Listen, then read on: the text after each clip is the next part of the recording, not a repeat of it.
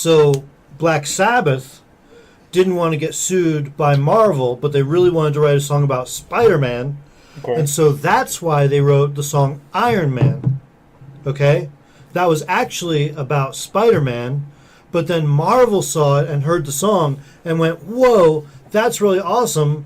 We love these guys, and we want to make a character named Iron Man. And so they started making the Iron Man comic books, okay?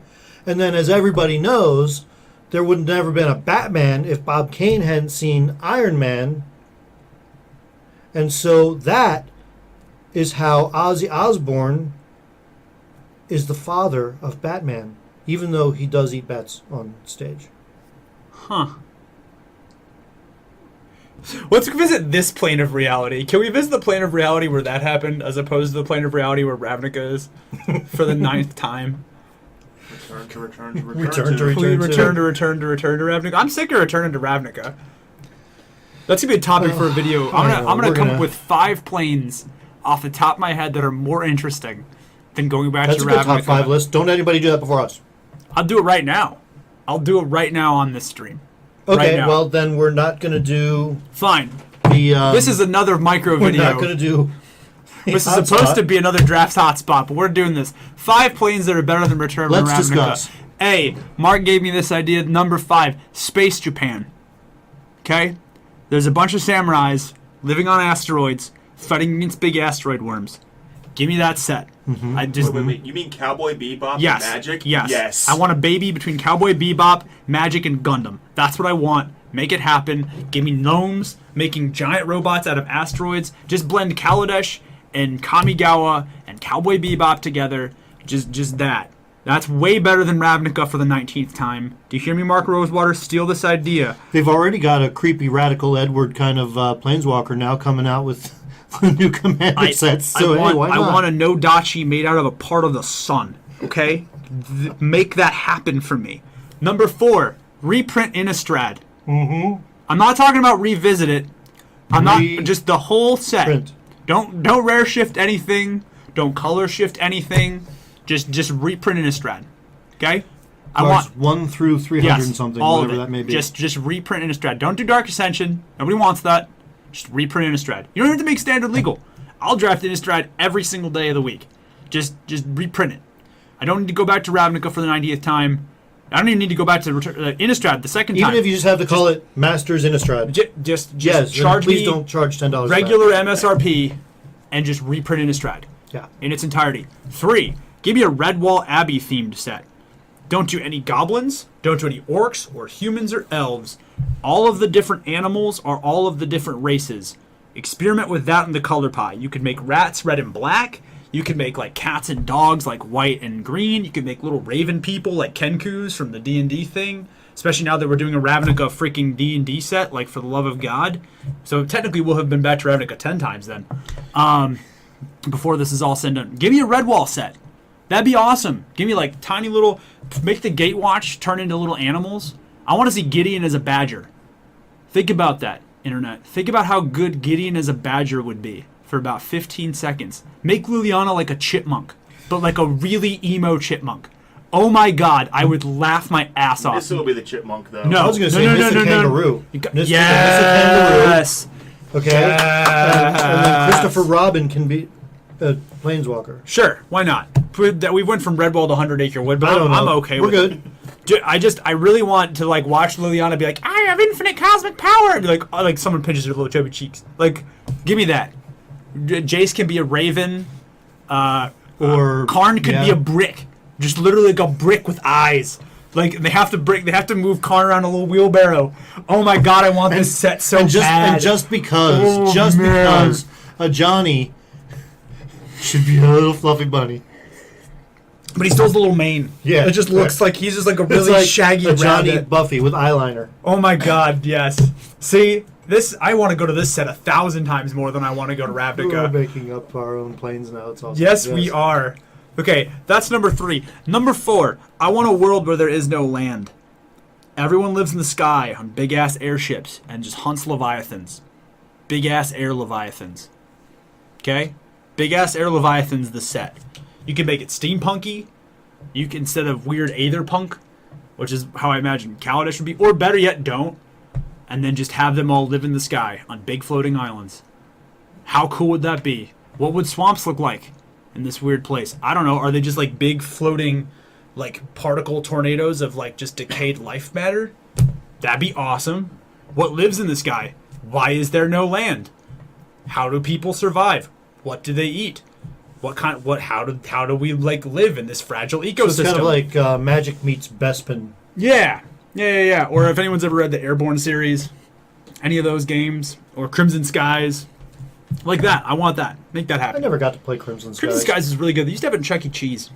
There used to be like a virtual reality ball, and you would climb into it, and the screen would surround you, and then the thing would rotate as your fighter pilot rotated. That's wicked. Dude, it was awesome.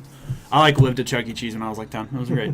Just for that game. But make that happen. That'd be awesome. What do these planeswalkers look like? Are they like I'm picturing like pterodactyl people with like hollow bones and like big wings, and they just like live in the sky. Mm-hmm. That'd be awesome. That'd be cool. I would do that. Let's that was 4, right? 5. I believe so, yes. Give me an entire world that is one giant prison. Okay? It's a Prison Break 3 Magic set. Literally, instead of one big city, right, that's sprawled out everywhere, we just make it like a tower, and you just stack it, one on top of the other. So the Gatewatch teleports in on the lowest layer of this plane, and they have to forge alliances with all of the residents on each floor in hopes of eventually ascending and breaking out of the prison, which no one has ever done. You can't planeswalk out of there. So there's that same sort of like gate, anchor, dampening, seal, whatever that they had on Ixalan, but it's one big prison. It's like Dante's Inferno. Yes. I want Dante's Inferno meets Prison Break the Magic set. That's what I want. You can even do like a Michael Schofield from Prison Break inspired Planeswalker where he has the map of the whole plane tattooed on his body. Give me an orc Planeswalker like that. Also, oh my god. Also, you could, if you play it right. So good. Play it right. So, okay. So if you create the cards right, you could do cards that are the opposite of sagas. Where Yes. they work. So You they're get a not really- working to benefit you specifically, but they're working to try to really mess something up. And it could mess you up. It Right. could mess your opponent up. But basically, by the end of this saga going off, not really saga, but Yeah. so it would be basically Dante's Inferno meets Prison Break meets 24. Yeah. Yeah. I'd be down for that. Some fucking Jack Bauer, I'd be down for that. Yeah. Planeswalker Jack Bauer. Yeah. Dude. Planeswalker anything that he's ever done, including the Kiefer Sutherland vampire. Oh yeah, that's right. Jack Bauer was Kiefer Sutherland wasn't Lost Boys, wasn't he? Yeah. Lost Boys would be a cool Magic set too. Beach vampires. Yeah, Can't imagine the market for that's pretty they're large. doing but- a TV series. Last I heard. Oh yeah, nice. I mean, they did 2 series for Dusk Till Dawn, so that was pretty cool. But no, seriously. So to recap, we got Prison Break the Magic set / Dante's Inferno's Magic set, a place where there's no land, Redwall Abbey, reprint Innistrad, and then Space Japan. All of those are better than going back to Ravnica for the 90th time. Fight me in the street about it. I don't want to go back. We've been back to Ravnica 10 times if you count the D&D set. We'll have 3 sets of the original block, 3 sets of the Return to Ravnica block, 3 sets of the Return to Ravnica block, and a Dungeons & Dragons set. And the art books. And the novels. I'm tired of Ravnica. And it's my favorite plane. Please stop beating it. The horse is dead. Please stop. Please. Please. Plus. For the record, personally, I don't care because I never got to play any of those sets since I stopped playing not terribly long after Ice Age. So, The original But- one was a jam.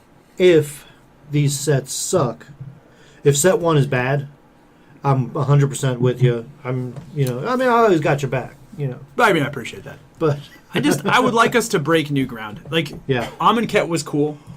yes. Theros was Kaladesh cool. was awesome. I loved Kaladesh was interesting. It was compelling at the very least. Yes. I'm not going back to Dominaria was the first time I've been excited to go back to a plane because it's been 10 years since we've been back to Dominaria. Yeah. 10 years is the length of time we should wait to go back to a plane. Speaking of, That's fair. it's been 7 years since the original Innistrad was printed. Hmm. So reprint the whole block. Snapcasters. I would love to see a set that's like, okay, I understand Innistrad is basically what I'm about to say, but I would like to see another set that's like The Dark. Oh, an apocalypse themed set would be sweet. Imagine planeswalking into a world that's already dying.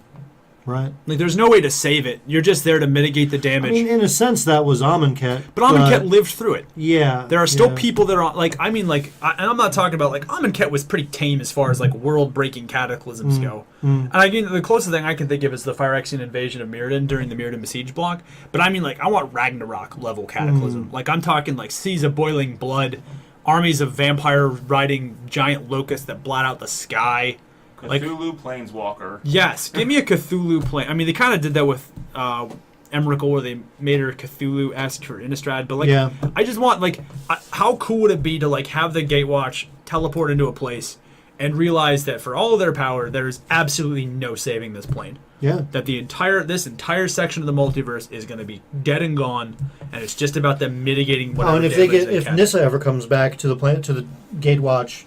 Oh, that's dude, really gonna screw with her. she'd have an aneurysm. Yeah.